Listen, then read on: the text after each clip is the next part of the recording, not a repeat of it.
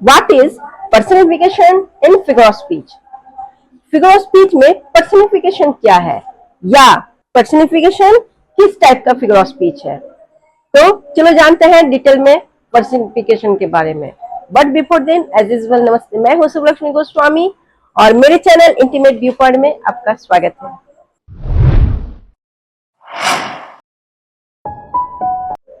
इससे पहले कि मैं पर्सनिफिकेशन को एक्सप्लेन करूं, मैं वो डेफिनेशन शो करती हूँ जो इग्नो बुक में पर्सनिफिकेशन के बारे में दी गई है। तो डेफिनेशन इस प्रकार है, When a metaphor represents a lifeless object or an abstract idea as a person, we have a figure of speech called personification. यहाँ मेटाफॉर का मीनिंग है कंपैरिजन, क्योंकि मेटाफॉर डायरेक्ट कंपैरिजन को शो करता है। तो इस डेफिनेशन का मीनिंग इस प्रकार निकलता है, जब एक कंपैरिजन किसी लाइफलेस ऑब्जेक्ट या एब्स्ट्रैक्ट आइडिया को पर्सन के रूप में रिप्रेजेंट करता है, तो जानो हमारे पास पर्सनिफिकेशन नाम का फिगर ऑफ स्पीच है। ये तो मैंने इस डेफिनेशन का हूबहू मीनिंग समझाया, अब इसे थोड़ा सरल भाषा में सिंपल लैंग्वेज में समझाती हूँ। पर्सनिफिकेशन में किसी निर्जीव वस्तु को या भावात्मक विचारों को डायरेक्ट कंपेयर किया जाता है ह्यूमन क्वालिटीज के साथ। फॉर एग्जाम्पल, ये एग्जाम्पल मैंने क्रोम से लिए हैं। The wind whispered secrets through the trees. हवा पेड़ों के बीच से फुसफुसा रही थी।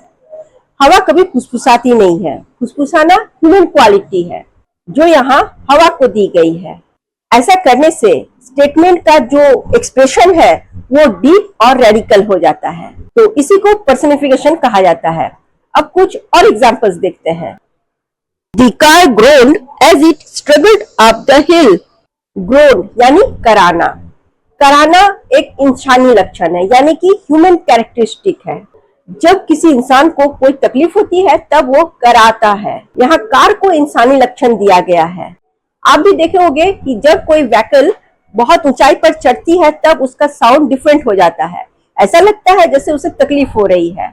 तो इसी चीज को पर्सनिफिकेशन कहा जाता है, क्योंकि इसी तरह से कार को या व्हीकल को या किसी भी निर्जीव वस्तु को इंसानी लक्षण प्रदान किया जाता है, यानी दिया जाता है। तो आप समझ गए कि पर्सनिफिकेशन क्या है।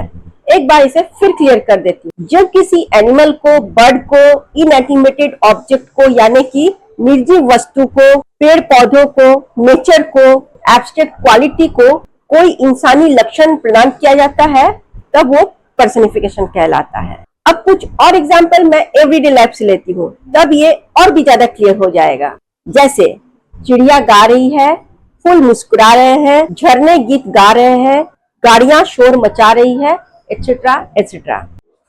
देन अब मुझे यकीन है कि पर्सनिफिकेशन का कॉन्सेप्ट आपके सामने क्लियर हो चुका है, right? Then let's meet again in the next video with a new topic. Till then, bye.